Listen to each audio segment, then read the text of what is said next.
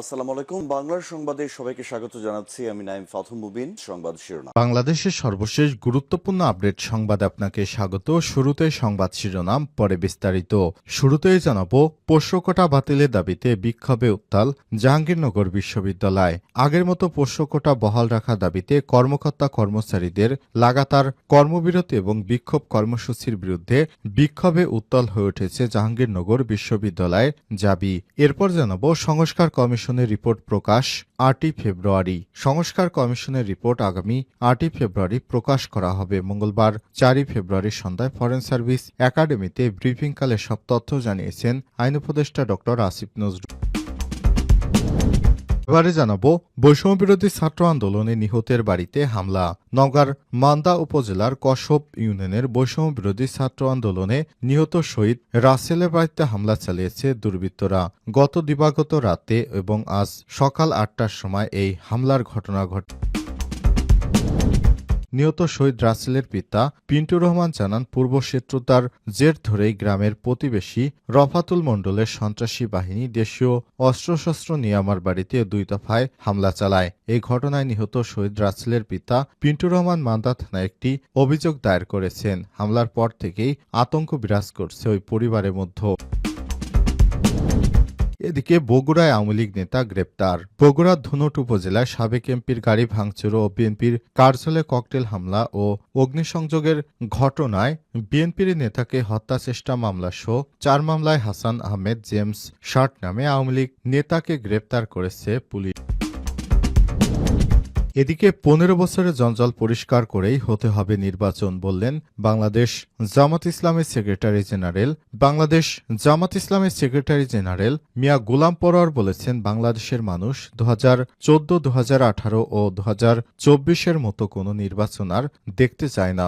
অন্তর্বর্তীকালীন সরকার যে নির্বাচনের প্রস্তুতি নিচ্ছে, সেই নির্বাচন হতে হবে পুলিশ, সিভিল প্রশাসন সংশ্লিষ্ট সকল রাষ্ট্রীয় অর্গানগুলো সংস্কার করে একটি অবাধ, সুষ্ঠু ও গ্রহণযোগ্য নির্বাচন। এবং সর্বশেষ জানাবো, লিবিয়ার ভূমধ্যসাগরে গোপালগঞ্জের ৩ যুবকের স্বপ্নের সলিল সমাধি। ছোটবেলায় বাবা মা হারায় রফিকুল, এরপর চাচার কাছে বড় হয়। তার ইচ্ছা ছিল তিনি লিবিয়া থেকে সাগর পাড়ি দিয়ে ইতালি যাবেন, তাই দালাল চক্রের হাতে ২০ লক্ষ টাকা তুলে দিয়েছিলেন। কিন্তু ইতালি যাওয়ার আগেই লিবিয়ার ভূমধ্যসাগরে নৌকোডুবিতে স্বপ্নের সলিল সমাধি হয়েছে রফিকুলের। একই অবস্থা গোপালগঞ্জ মকসিদপুর উপজেলার আরও ৩ যুবকের। তারা অবৈধভাবে সমুদ্র পাড়ি দিয়ে ইতালি যাওয়ার পথে মর্মান্তিক নৌকাডুবিতে মৃত্যু হয়েছে। প্রিয় দর্শক, এতক্ষণ শুনছিলেন সংবাদ শিরোনাম, এবারে বিস্তারিত। তবে তার আগে বন্ধুরা, অনুরোধ থাকবে সংবাদটিতে একটি লাইক দিন। এই চ্যানেলে আপনি নতুন হয়ে থাকলে আমাদের সংবাদটি দেখতে দেখতে চ্যানেলটি সাবস্ক্রাইব করে রাখুন। কমেন্ট করে আপনার মূল্যবান মতামত জানিয়ে দিন আপনি বিশ্বের কোন দেশ থেকে বা বাংলাদেশের কোন স্থান থেকে আমাদের সংবাদটি দেখছেন এবং শুনছেন। এবারে বিস্তারিত। ১৫ বছরের জঞ্জাল পরিষ্কার করতেই হতে হবে নির্বাচন, বললেন জামাতের সেক্রেটারি জেনারেল। বাংলাদেশ জামাত ইসলামের সেক্রেটারি জেনারেল মিয়া গোলাম পরোয়ার বলেছেন, বাংলাদেশের মানুষ ২০১৪, ২০১৮ ও ২৪-এর মতো কোনো নির্বাচন আর দেখতে চায় না।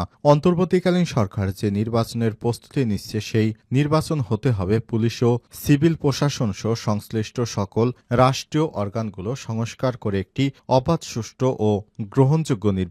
গত ১৫ বছরের জঞ্জাল পরিষ্কার করেই হতে হবে আগামীর নির্বাচন। সে সঙ্গে যারা বিগত ১.৫ দশকে লুটপাট, খুন, দুর্নীতি, অনিয়ম করেছে, তাদেরকে ট্রাইব্যুনালে বিচার করতে হবে। মঙ্গলবার ৪ই ফেব্রুয়ারি বিকেলে খুলনা নগরী সংলগ্ন আরাফাত নগরে ইউনিট জামাত ইসলামের কর্মী সম্মেলনে প্রধান অতিথির বক্তৃতায় এসব কথা বলেছেন তিনি। কর্মী সম্মেলনে সভাপতিত্ব করেন হরিণটানা থানা জামাতের আমির আব্দুল গফুর, পরিচালনা করেন সেক্রেটারি মনিরুল ইসলাম ও আমির হোসেন।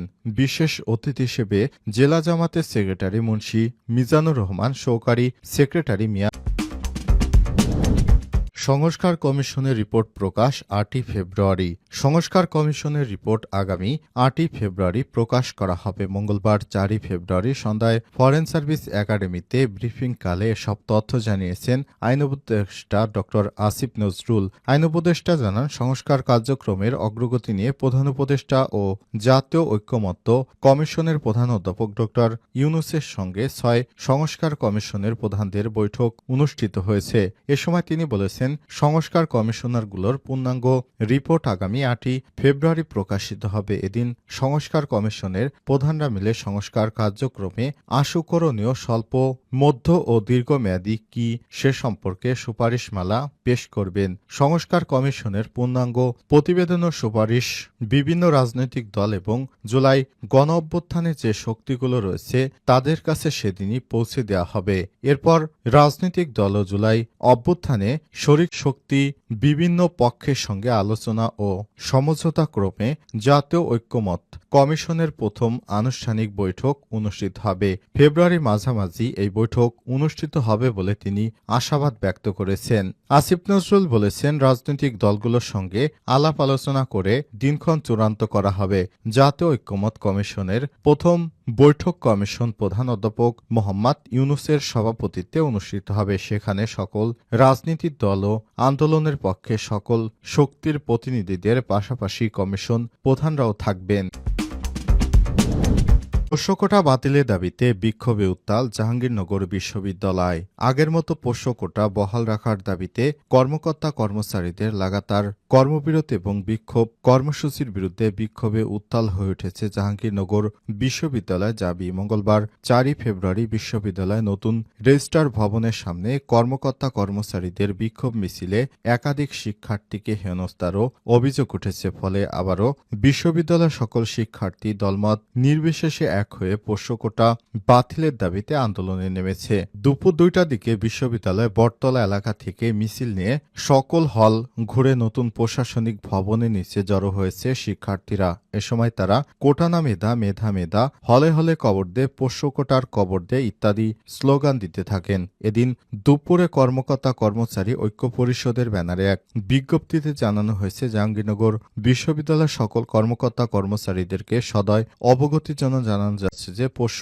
ভর্তি বিভাগের সকল শর্ত বাতিল করে পূর্বের ন্যায় বহাল রাখার দাবিতে আগামীকাল 5ই ফেব্রুয়ারি থেকে লাগাতার কর্মবিরতি ঘোষণা করা হলো। শুধু জরুরি পরিষেবা সমূহর আওতাভুক্ত থাকবে, তবে আন্দোলনের প্রয়োজনে জরুরি সেবাসমূহ আওতাভুক্ত করা হবে। সকল কর্মকর্তা কর্মচারীদেরকে সকাল 9টার সময় 3য় শ্রেণীর কর্মচারী সমিতি অফিসের সামনে অবস্থান করার অনুরোধ করা হলো। সর্বশেষ প্রায় 1 বছর 1000 শিক্ষার্থী নতুন প্রশাসনিক ভবনের সামনে অবস্থান নিয়ে বিক্ষোভ করে যাচ্ছে। এখন পর্যন্ত প্রশাসনের কাউকে কথা বলতে দেখা যায়নি। উল্লেখ্য যে জাহাঙ্গীরনগর বিশ্ববিদ্যালয়ের জাবি পোষ্য কোটা নিয়ে বৈষম্যবিরোধী ছাত্র আন্দোলনের নেতৃত্বে চলমান বিক্ষোভের পর আন্দোলনের প্রেক্ষিতে প্রশাসনের একটি সংস্কার কমিটি গঠন করা হয়েছে। একই সঙ্গে কমিটিকে 15 কার্যদিবসের মধ্যে যাচাই বাছাই করে চূড়ান্ত সুপারিশ করতে বলা হয়েছে।